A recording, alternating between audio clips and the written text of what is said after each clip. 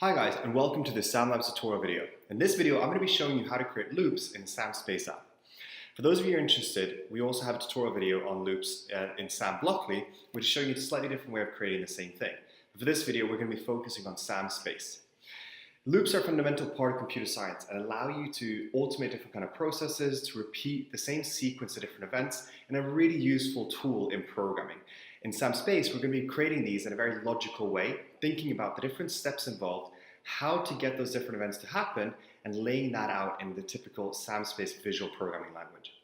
The way that I think about loops is you've got a series of different events that you want to be looping through continuously. So first you want the first thing to happen, then the second thing, then the third thing, etc.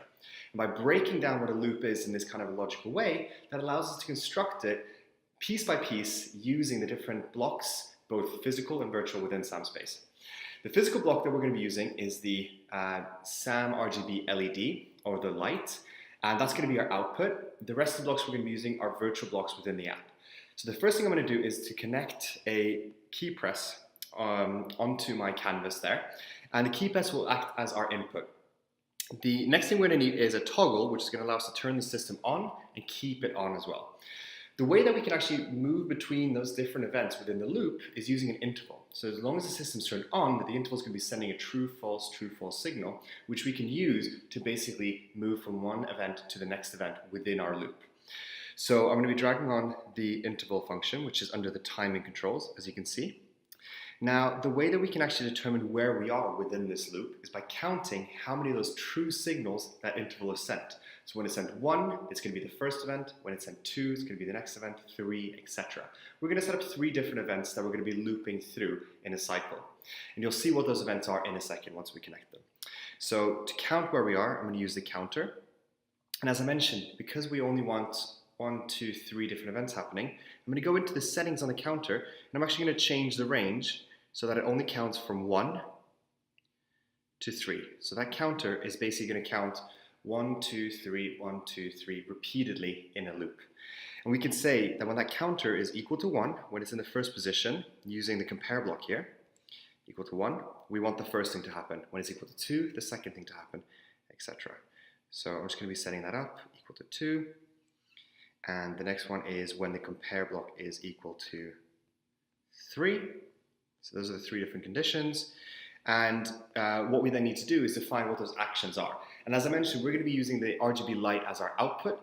And what I want that light to do is actually to change color as it's going from the 3 different positions. I'm going to choose 3 random colors, and each one of those is going to represent a different event, and then that's going to be toggling through. So if I grab 3 of my color blocks, I connect those up. You can see I'm going to choose the first one to be pink. The second one is going to be yellow, and the third one is going to be green. So it's 3 random colors, and then of course I need to have my LED as the output, so I scroll all the way over to my blocks, drag that around, and connect all those colors into it. So what's going to happen now when I press that virtual key press, that spacebar, on the SamSpace canvas, is going to turn the system on with a toggle. That toggle is going to be sending a true message into the interval. The interval sends that true, false, alternating signal. The counter is going to count how many of those trues it's received, and when it's received 1, it's going to go pink. When it's received 2, it's going to go yellow. When it's received 3, it's going to go green, etc. And it's going to loop around. So let's test it out. I've got my light here. I press the button, and as you can see there, that light is then changing color to those 3 different colors. Might be a little bit hard to see, but if I shine on my hand, you can then see that a bit easier.